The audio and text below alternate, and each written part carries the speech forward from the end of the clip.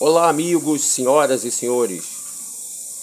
Mais uma informação da graça para quem quer viver livre, para aquele que aceita que Cristo o libertou. Romanos, capítulo 4, versículo 13, 14 e 15. Veja o que está escrito.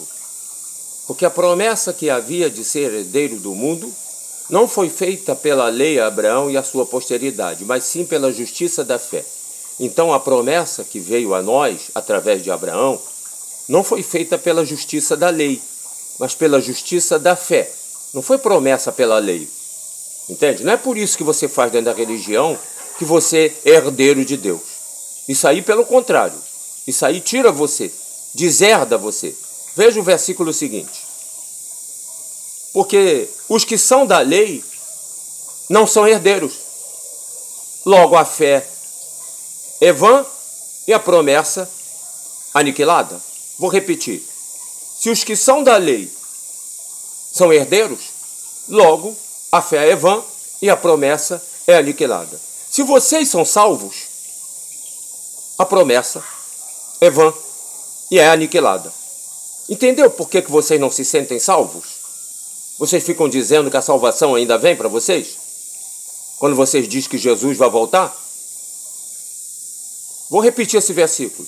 Porque os que são da lei são herdeiros, logo a fé é vã e a promessa aniquilada.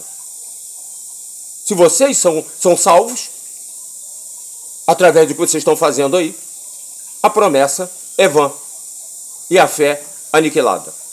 Versículo seguinte, o 15. Quem sabe você desperta? Porque a lei opera a ira. Porque aonde não há lei, também não há pecado. A lei opera a ira. Sabe o que é a ira, meu irmão? O diabo, Satanás. Então, nessa operação em você, ele fica dizendo para você pedir perdão e ficar contra a verdade que é Cristo. Porque nessa operação que você faz dentro da religião, você desperta a lei, o pecado, o diabo. E aonde não tem lei, não tem pecado. Entendeu por que você pede perdão pelo pecado? Você compreendeu por que você pede perdão pelo pecado? Porque tem uma lei. E se tem uma lei, tem a ira, que é o diabo. Vou repetir, ó. Porque a lei opera a ira, opera Satanás. Ele fica em plena operação na sua vida. E todas essas coisas que você faz aí dentro da religião, é ele fazendo em você. Você sabia disso? Não tem a aparência de Deus, porque ele conhece as coisas do homem. A de Deus não. Então ele fica trazendo essas coisas do homem para você fazer. Por quê? Porque existe uma lei. E a lei despertou ele, alimentou ele. Ouviu? Ouviu, meu amigo? Vou ler um outro capítulo, o capítulo 8, dessa mesma carta de Romanos. Olha só por que é isso. Versículo 1.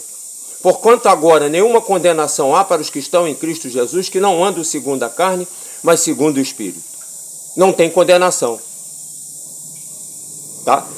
Todos nós estamos em Cristo. Todos nós estamos em Cristo. Mas alguns dos senhores andam segundo a carne, praticando essas leis. Então tem condenação. Por que tem condenação? Porque vocês despertam o diabo em vocês e Satanás. Então tem condenação.